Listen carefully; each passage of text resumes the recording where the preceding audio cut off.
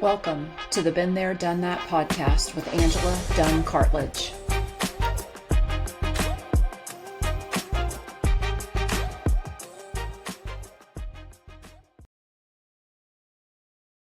Hey there, it's Angela from Been There, Done That. If you're navigating the wild, unpredictable world of grief, I want to invite you to something special. It's called Messy Mornings, and it's our free weekly newsletter filled with real talk, gentle reminders, and support that actually meets you where you are. Each week, I'll send you stories, reflections, healing prompts straight to your inbox. No fluff, no pressure, just the space to release, feel, and heal. You don't have to do this alone. Head over to donethatpodcast.com and sign up for Messy Mornings. It's totally free and it's made with you in mind. I've been there, and let's walk through this together. Hi, everyone. You're listening to the Been There, Done That podcast, and I'm your host, Angela Dunn-Cartledge. I'm here with my new good friend, Kendall Saretsky, and we are going to talk caregiving. We are going to talk dementia. We're going to talk grief. We're going to talk all of these wonderful things that are part of Kendall's story, and I can't wait. Thank you so much for being here, Kendall. Thank you so much for having me. I'm so excited to be here. I would love for you to tell the audience a little bit about yourself and a little bit about what brought you to the show. Yeah, for sure. So I'm Kendall. My dad was diagnosed with early onset Alzheimer's when I was like 21, I think. He lost his job when I was 17 years old, and we thought that he was going through some kind of midlife crisis at first. He was just making strange decisions and acting kind of weird, but not in a way that was like that concerning. It was just like some out of character things. So it ended up being a long road to get a diagnosis. My dad was exceptionally young. He was only 49 when he got the diagnosis with Alzheimer's. And then from there, it was about 10 years of caregiving and watching a slow decline. Eventually, we moved him into long-term care because he just needed so much more than we could give him. And we knew that he would be getting way better care than what I could do at home. It was just beyond us at that point. But then that entered us into a new phase of going and visiting him all the time and all of the hardship and grief that came with. And then after about 10 years of suffering with dementia, he ended up passing away last April. It was quite a long journey, but we're through the worst of it now. And now I am publishing a book that I have written about the whole experience of losing my dad to early onset Alzheimer's. Grief Girl, right? Yeah, Grief Girl. Grief Girl. I am really intrigued by this story because I think so many people think of Alzheimer's as being a quote unquote old person or an elderly problem. Yeah. And that you, as the child or as the potential caregiver, are further in your life at the time that this happens too. So then you end up with a situation where you were so young, you had siblings and you had family and support and everything. But the fact that you were so young was the part that was the hardest for you. So the question now, Mhm. what was the hardest part for you in those early moments, in that early communication of what was going on? I think what I really struggled the most with was this feeling of unrelatability. I was a university student. I was working part-time at the mall. I was dating. I had friendship problems, friendship great moments. And then there was this huge, horrible thing going on at home that I was dealing with every single day, every single second, even when I wasn't at home. And it made me feel so different and weird. And I feel like with Alzheimer's too, it's such an uncomfortable disease. People don't like talking about it. People would prefer not to ask questions. And that's fine. There's a moment when you want to have people ask questions, and there's definitely moments where you don't. But I just felt like there was this big, horrible thing that I couldn't really share or make understandable to so many of my friends in the early days. And then eventually that brought me to writing about it a little bit more. And then that brought me to publishing the writing. And then once I started publishing the writing, I realized I still was relatable. I still was able to connect with my friends, although definitely it's still different. And that's the thing that um, intrigued me about your story, was that it was a different take on this process. While the Alzheimer's itself, well, let me stop, because the way I understood early Alzheimer's, and now are my expert friend that can tell Okay. me whether or not I'm telling the truth or not, is that early onset seems to be accelerated, that it goes a lot faster, but it also goes a lot faster. I mean, it is a lot more debilitating in Yes. a much more aggressive way. Okay, good. So I'm not totally crazy on that piece. What the hard part to me is knowing that he was so young and you were so young. Hmm. What part of that grief came into play because of that piece? Was there an anger on your side? Was there resentment on your side? Hey, I'm missing out on prime young adult time because of this and that. Where did that sort of play into your story? Excellent question. Oh, every day. It played into every day of my story, I think. It was with grief, there are so many different aspects. So you can be upset about something one minute, and then the next minute you're crying, and the next minute you're like, well, I guess I got to go to work. And it was so constant. I think when my dad was initially diagnosed, he was so young. I was so young, coming out of teenage years where it was just, we didn't have a bad relationship by any means, but more fraught. I was 17 when he got sick. Probably he was younger even. That definitely clouded our relationship. And I felt really envious of anyone who had gotten to spend time with my dad and get to know him as a person and have relationships build with him, because I only ever like I have so many great memories with him, but it kind of ended kind of in my worst angsty teen years, and it felt like such a ripoff to me. My mom and I obviously have a different journey together, and I was able to grow out of the angsty teen years, and now I have a great relationship with my mom. It was really frustrating and upsetting to not be able to do that with my dad. I think I'm making it sound like we had a terrible relationship. That wasn't the But I case. but I do hear what you're saying, in that he didn't get to acknowledge that Yeah, growth the with growing you. up of it all. So Yeah. that was a struggle. I was jealous of people who had got to have a relationship with him. I also was frustrated. There were so many things that I wanted to do that I just felt like I couldn't do. I wanted to move across the country, but then I also knew that if I moved across the country, I would be losing my last good, quote unquote, good years with my dad. I would be leaving behind my mom and my brother to do the brunt of the caregiving. And that didn't feel good. Or even just casual things like seeing my friends regularly. I was a university student. I worked at the mall part time. I wanted to go out and hang out with my friends in the evenings too. There were a certain amount of like, oh, well, I just went out yesterday. I should really make sure I'm in tonight to make sure I help my mom. And so there's like another sane person in the house, at least, even if you're not doing intense caregiving, just that there's someone there beside you in the moment with you. And again, these were all things that I wanted to do. They were sacrifices that I was willing to make, but just so frustrating to have to make them.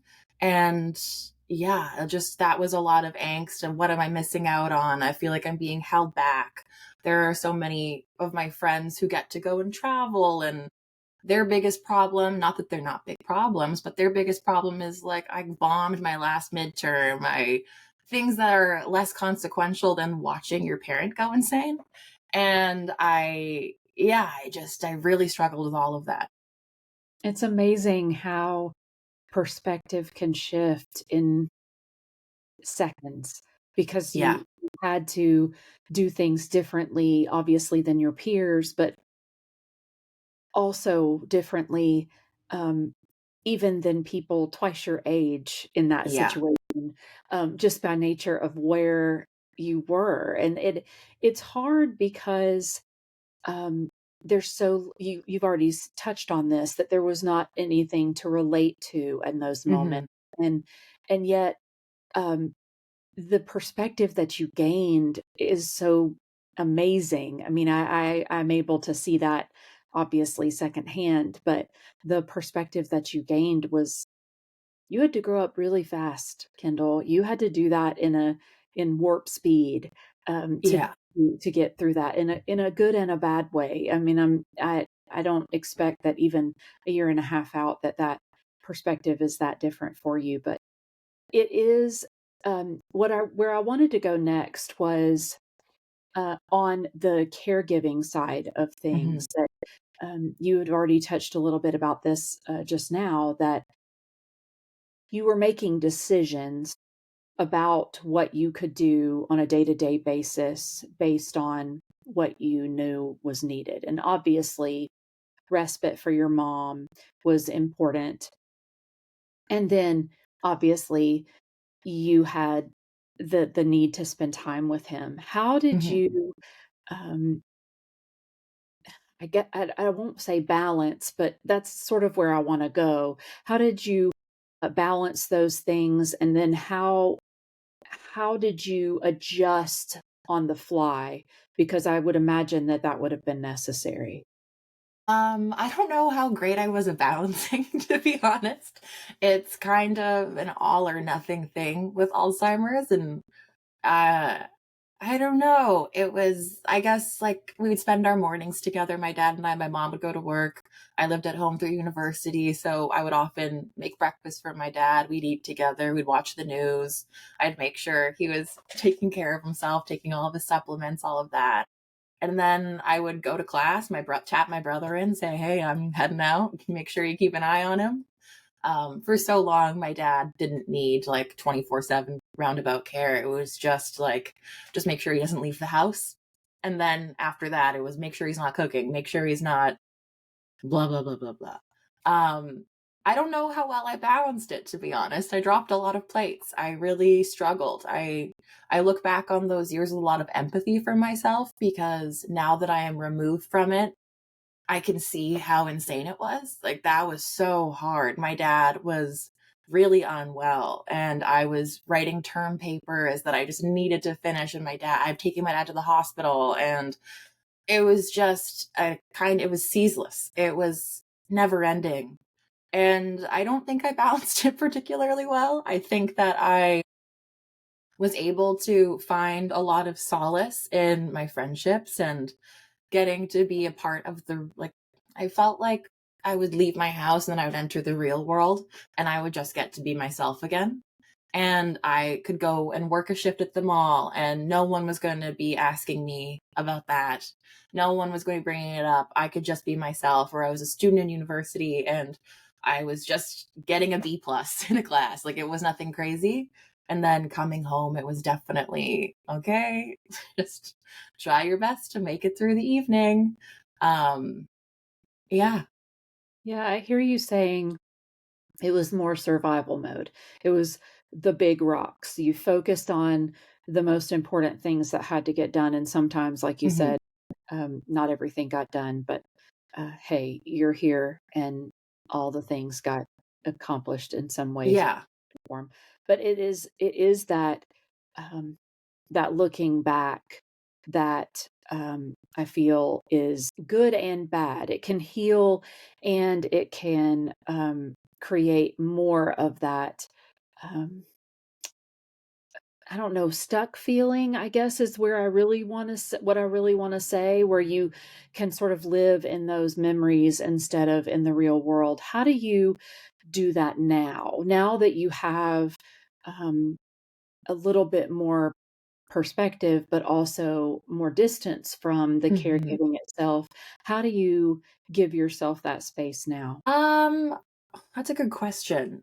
I think I think when we were in the thick of it with everything, it was just like you said, survival mode. We're just getting from point A to point B. You just got to get through. And because of that reality, I don't know how much I was truly processing everything all the time. I didn't have the ability to sit back and think, I'm going to be losing these 100 things with my dad. I had to go. I had a final to write. I had to make sure he'd eaten dinner. I had to go make sure the dogs had been out for a walk. I was just too busy with everything. Now that my dad's passed away, I've had more time, obviously, to sit with it and think about everything that we've experienced. And then, of course, in the writing and the editing of the book, to go back and relive certain moments.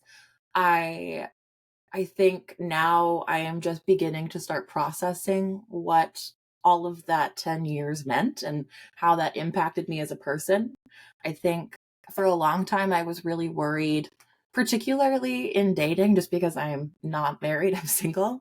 I was really worried about how could I meet someone after my dad dies who didn't experience this or understand what I was going through. How can I explain that to someone when I meet them? Like, this is such a huge part of my life and a huge part of my story. How can I make that accessible to someone who has no concept of what any of that's like? And I think now, as I sit with it a little bit more and I get that space, I think it's just like a chapter in the book, and it's a big chapter, but it's not the only one. And life continues, for better or for worse. Right. Does I that love answer your question? it definitely does. And what I love, what I'm hearing you say, and what I love about it is that concept of evolution, that Mhm. you're feeling that you can uh, make strides forward now. That Mhm. there was so much, like you've already referenced, that in the moments, you're literally treading water. You're just trying to you even said, I'm just trying to get my term paper turned in, man. Like, that's Yeah, all I need to do right this minute, and then I'll worry about taking the dogs out next or whatever needs to happen." But what I love about it is that you're able to give us a clear picture of the temporary acuteness of it, I guess, is and yeah. I don't know if that's the right word, because I tend to make up words as we go through these I processes think it of sounds right. thank you. That it's so, um, claustrophobic, I would imagine, at the beginning, and then as things progress and get Mhm. worse. But then as there's more space, as there is now, you then have the ability to sort of, as you said, process, but also to give yourself grace, to give Mhm. yourself permission to say, I'm allowed to laugh. I'm Oh, allowed yeah. to, I'm allowed to think about that memory and it not give me warm and fuzzies. This is not a unicorn and rainbows kind of memory, but it's part of the whole process. And to be able to evolve through that, to me, is the resilience and the hope that I want the audience to hear, that there is more to it than just that initial moment. And as devastating as those moments are, we can keep going if we choose to. Absolutely. I really love that about your story, but also Mm. in the way that you describe it, because Thank you. um, it's so life-giving to me to be able to give that permission to people. Yeah. If you could go back and know the way that it was going to go, so pretend that you knew that it was going to be this 10-year process and that this would happen before this happened and all of that, how would you have coached yourself differently, or would you have? Well, I don't think I would have been honest with myself about how hard it was going to be. I think that would have scared me way too much. I think what I would say to myself if I was to give any coaching would be like, you're gonna get through it and you're gonna get through it proud of yourself. At the end of the day, my dad, he was what do I call it? When you palliative. That's the There word. you go. My dad was in palliative care for like 10 days, and me, my brother, and my mom were sitting beside his bed watching him die for 10 days straight. It was awful. But every single day you're suffering and the day goes by so fast, and it's also the longest day of your life somehow, and you're just watching him like seizing and shuddering, and his eyes are stuck open and he's got a morphine drip. He doesn't even look like himself. But at the end of every single day, I knew we were doing the right thing. I felt really proud of us for sticking through it and sticking by his side and doing all of that. And when I think on my whole caregiving Alzheimer's experience with my dad, I there's a lot of moments that I don't feel great about. There's definitely moments where I was frustrated and mad at him, or I said something stupid, or hurt my mom's feelings somehow by say, I don't know. There were so many mistakes that I made. The list could go on. And I felt so bad for them at the time, and I still do. But I think at the end of the day, I came out of it really proud of how I was able to support my family. And I think that's what I would tell myself is like, you're going to show up for yourself, and you're going to end up okay. It's going to be fine. It's awful. It's awful. There's no if, and, or but about it. But you get through it, and you get through it proud of yourself. And that's the only thing I could really ask of myself from the whole experience, is just that I get through it and with as much grace as possible for all of us. Yeah, and I think that there's so much beauty in that, that you are able to look back at it and be able to say that you don't have any regrets. You were able to spend time.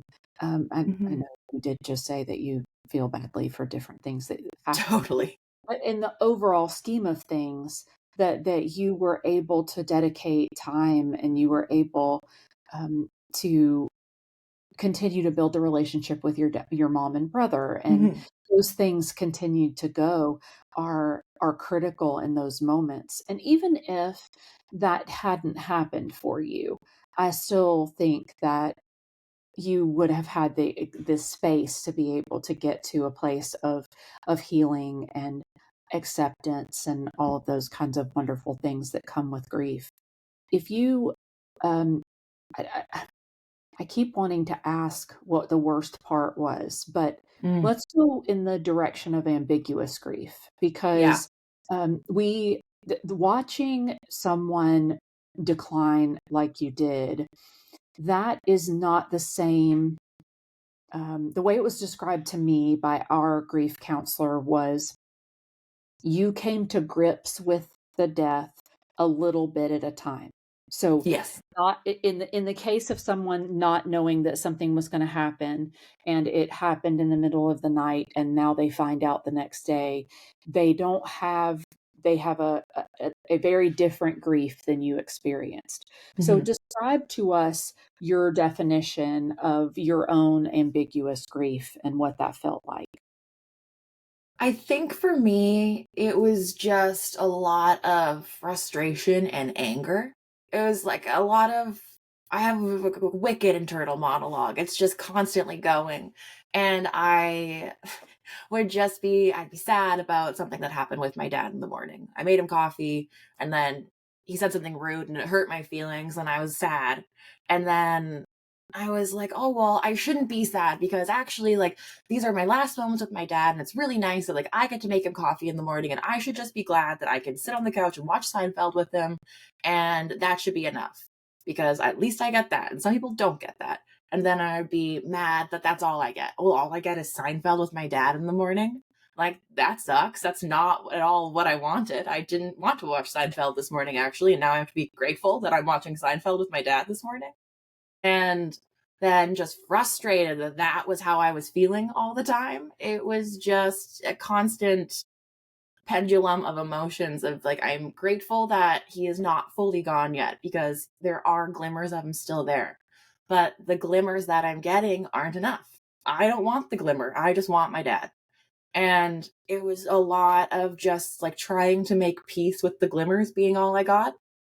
And I don't know if I ever really did make peace with it, but I tried my best to appreciate the good moments when I had them.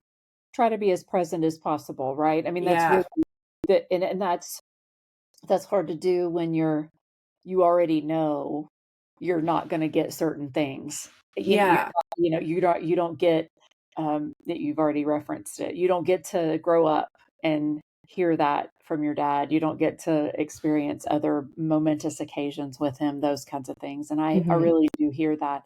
I really love your definition of it, because I think people, because it's ambiguous, not enough people give themselves credit for what they have accomplished, for what they have experienced, and what they have gone through. And so I think there's a piece of that that is important that we hear you say, to be able to allow ourselves to acknowledge it. My mother in law also had a long illness. In fact, I never knew her well. And that same concept came up quite a bit for us that, well, but, she was sick for so long. Why was it hard when she passed? Well, because then you're dealing with the finality. Yeah. You dealt with the illness and the possibility of the finality over and over and over and over again. And you did Yeah. that with anger sometimes. You did that with And a lot of tears sometimes. anxiety too, I Yeah. felt. I always something I fear of the unknown where it was like, well, I hate right now, but I don't know what to expect tomorrow, 10 days from now, 2 years from now. And that was just I didn't know what to expect, and that gave me a lot of grief too. Imagine. I can imagine. What inspired writing the book? What was important to you about writing the book? Well, I've always been a writer. That's just been my thing. I've always loved books. My dad used to call me Belle growing up because I always had my nose stuck in a book. I've always been a writer. It's always something that I've done. It's how I process things, I think. I don't even know if it's like a rational thought, like I need to process it. It's mostly like, I just want to get things down, make sure I get this right. And there were so many moments with my dad that felt like they were awful, but they were like things I would have imagined seeing in a movie. And I couldn't believe that it was happening to me. And just the, it was, it seems so silly to vocalize, but there were so many like cinematic elements to the grief of it all that I was experiencing and all these things that I was noticing. And I just know from the media that I had been consuming and all of the essays that I had been reading, I wasn't seeing anything that was exactly representing my experiences. If somebody was writing about Alzheimer's and loss in that regard, they were significantly older than me, like you'd mentioned earlier. Their parents were in their 70s, 80s, they were in their 50s. It was just completely unrelatable. Or if somebody was dealing with grief and loss, it wasn't ambiguous like mine was. Their person was dead. And of course, in everything, there's going to be some commonalities, but I never felt like I was able to truly see myself and my experiences in pretty much anything that I was reading. And I was really looking for that. And at the time, I was about to graduate university and I didn't know if I was going to be able to get any jobs. And I just needed to make proof that I could show that I could do some skills. So I can write, I can make a website, I can make an Instagram post. So I basically created this website and I started publishing my writing on there, mostly as proof to show that I have some skills and I'm hireable. And also, I was like, well, I've always been writing this. It could be of value to some people. Why not just lean in and own it, which was mortifying and still is. But it was a really good experience to start sharing that writing. And then it brought in a lot of connection for me too. A lot of people who don't have a dead parent, who don't have a parent or anyone in their life with Alzheimer's, were still able to relate to me. And that was really lovely to get to share in that with other people, because that was always my greatest fear, was feeling like such a freak because I had this sad, tragic backstory. And the difference, right? That you've already touched on this earlier in our conversation, that it was hard to relate to other people in an Alzheimer's even support group because the difference in Exactly. age, the difference in life experience was so very vast for you. And that to Hmm. me is such a cool um, backstory.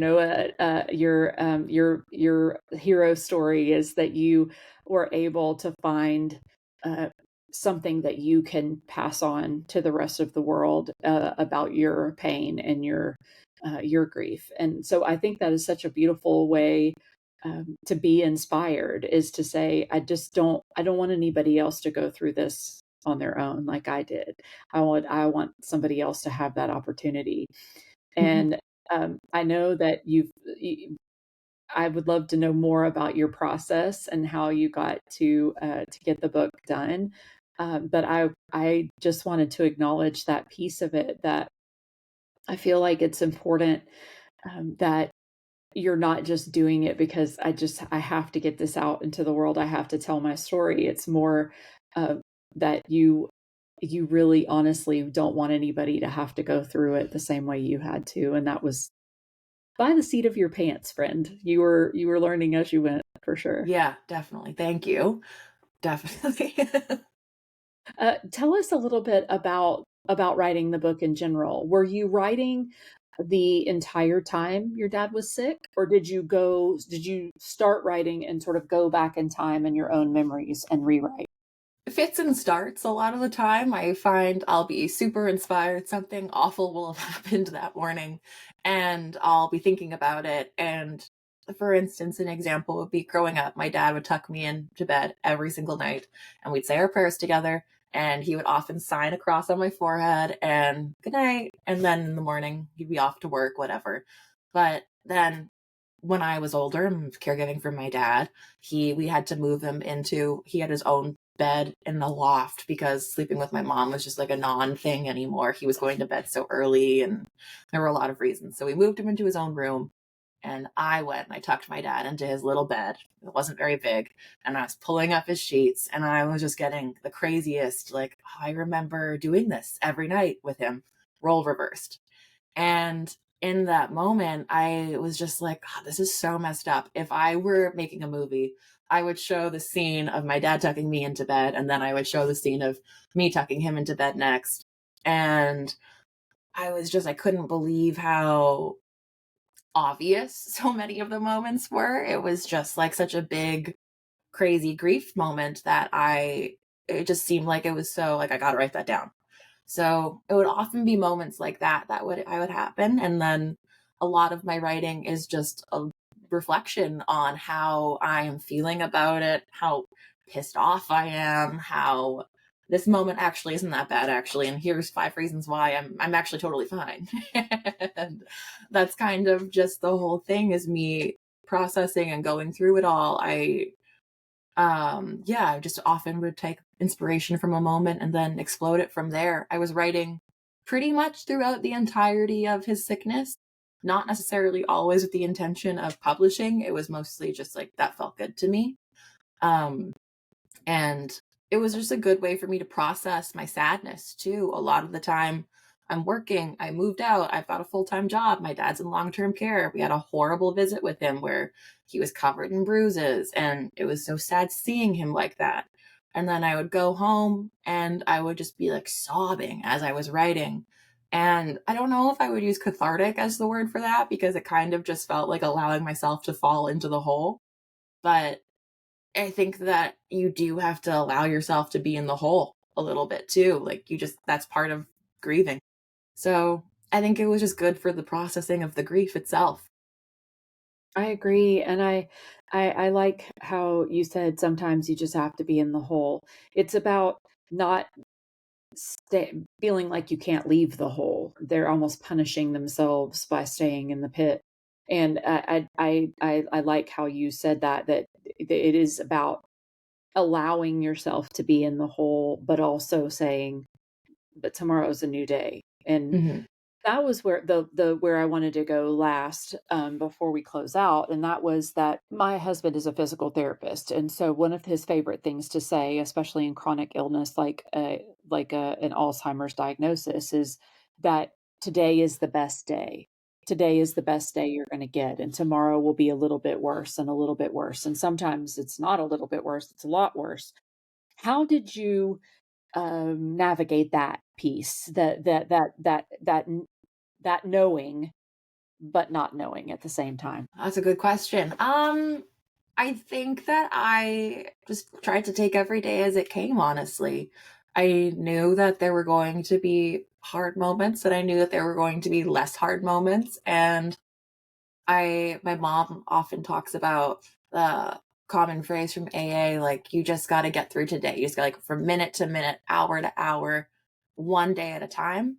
And that was really how we trudged through all of the anticipatory, ambiguous grief.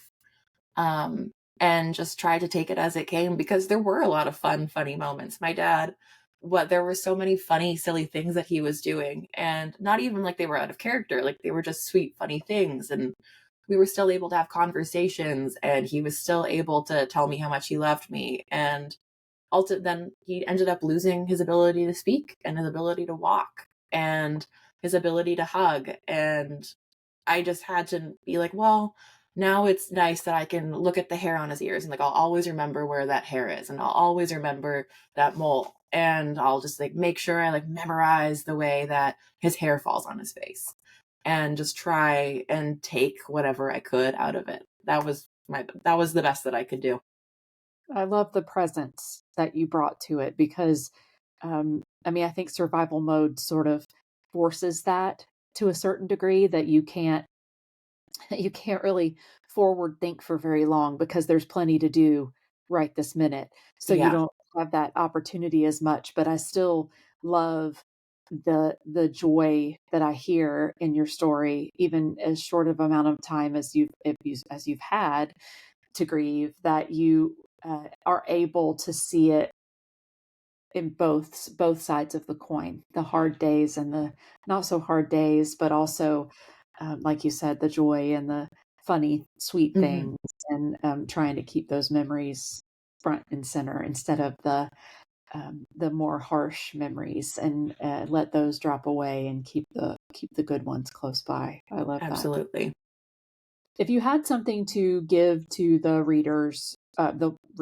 audience, as to what you think would be something they could take away from this episode right now and be able to apply it to their lives and their situation, what would you give them in terms of advice? I think the best thing that you can do in any version of grief is just the next right thing for yourself. And I think that if you consistently are doing the next right thing, no matter how big or how small that might be, you're going to get to the other side of it and you're going to look back and be like, well, I did the best that I could. You're going to end your journey. I would hope people can end their journey similarly to how I wouldn't say my journey's ended, but I feel proud and confident of the way that I was able to handle it and get through everything. And I think that's just because my parents made sure that I wanted to make myself proud, and wanted to make them proud, and I didn't want to roll over and die. That's also why I wrote the book. I wanted to take a little bit of ownership and I wanted to take back the story. This is happening to me, but it doesn't mean it gets to ruin the rest of my life. And actually, I'm gonna overcome this too. Love that. That was powerful. I got chills. So, where will we be able to find the book, and how can we work with you in future Yeah. So iteration? the book's going to be available on Amazon, and then it will be in some bookstores, but mostly in Canada. And yeah, if you want to continue working with me, I would love to have people read my Substack newsletter. I write a lot about grief there too, but other things as well, if you're interested. And yeah, I would love to. I'm donating $5 from the copy of every sale of the book to the Alzheimer Society. And I would love to be able to make a big contribution in my dad's name, and hopefully down the line, no one's going to have to deal with Alzheimer's anymore. We'll solve it. The book's going to fix it. We'll fix everything. Done. It's not even going to exist anymore. It's going to just take it completely off the table. I think that's perfect. Exactly. Um, you mentioned social media earlier. Is there a way that we can connect with you on social media? Yeah. Follow me on Instagram. I'm on Instagram at Kendall_Saretsky, and Substack. It's called Not a Blog on Substack. I love that. It's a Thanks. blog, not a blog. It's Exactly. a blog-like newsletter, but You not get it. quite. Yes, that's exactly what you're saying. I am so thankful for the time that you were able to give to this. I can't wait to read the book. And I am just thankful for your story and for your honesty and your willingness. So thank you so much for being here and wanting to be a part of it. Thank you so much for creating the space to do it. I had such a great time talking with you and sharing the story.